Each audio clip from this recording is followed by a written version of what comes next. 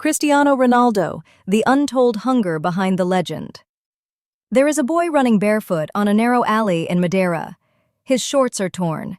He's hungry, not for food, that too perhaps, but for something deeper, something far more dangerous. He's hungry to matter, hungry to be remembered. He wants the world to know his name.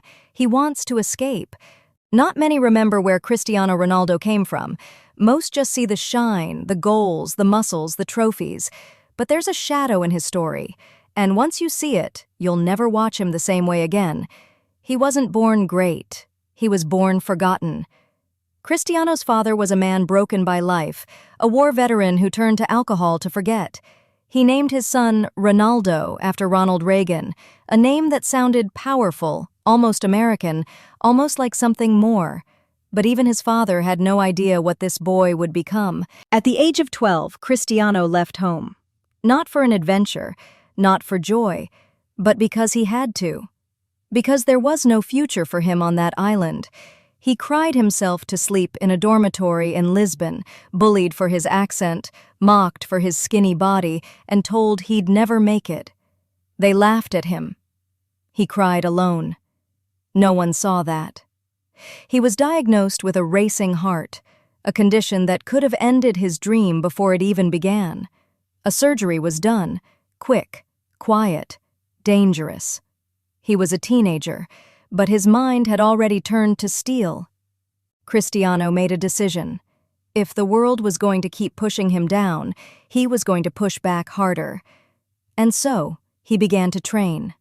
Not like others, not even like professionals, like a man possessed. While others slept, he ran. While others partied, he practiced. He became addicted to the idea of becoming unforgettable. But this isn't just a story of rise, it's a story of obsession. Cristiano Ronaldo doesn't just want to win, he wants to destroy doubt. Every goal, every sprint, every celebration, it's not for the cameras.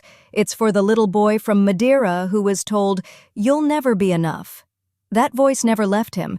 It drives him. It haunts him. It's why he plays like every match is a war. You see the six-pack, the smile, the yachts. You don't see the injuries he hides. You don't see the nights where he ices his knees alone.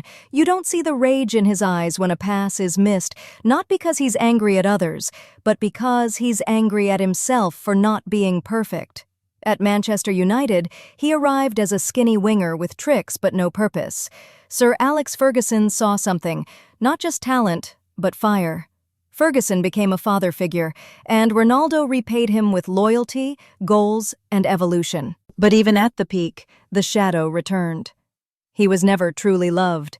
He was always admired, feared, respected, but not loved.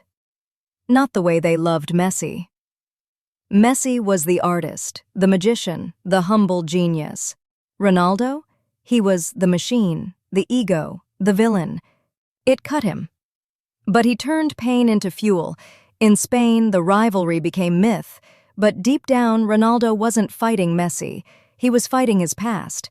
Every Ballon d'Or he lost felt like being that barefoot boy again, told not good enough.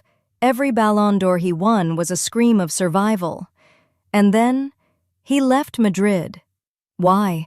Was it pride? Was it betrayal? Or was it the same old wound? The feeling of never truly being wanted, only used. Juventus was supposed to be a new challenge. But even there, he carried ghosts. He scored, he lifted, but the whispers remained. Too old, past his prime, not the same. So he returned to Manchester. But Manchester was not the home he remembered. The club was broken, and so was the trust. He gave everything. They gave him the bench. And then came the interview. The world watched him finally say what he had been holding in for years. "I feel betrayed." His voice cracked. For the first time, the mask slipped.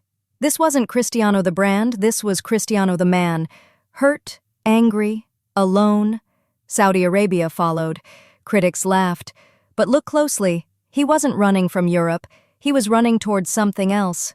Peace, perhaps, or legacy, or maybe just silence. But even now at 39, he plays like a man chasing demons, not defenders. He trains like someone still trying to prove a point. But to whom? To us? To himself? To his father? Here's the truth. Cristiano Ronaldo is not just a footballer. He is a survivor, a boy who was told he wouldn't make it, a teenager who bled to stay alive in the game, a man who carries grief, ego, obsession, and glory all in one breath. Behind every goal he scores, there's a voice that once told him, "You can't." To learn more about Cristiano Ronaldo, watch the next part of this video, and for more informative videos about Europe, don't forget to subscribe to our channel, like the video, and share it with others.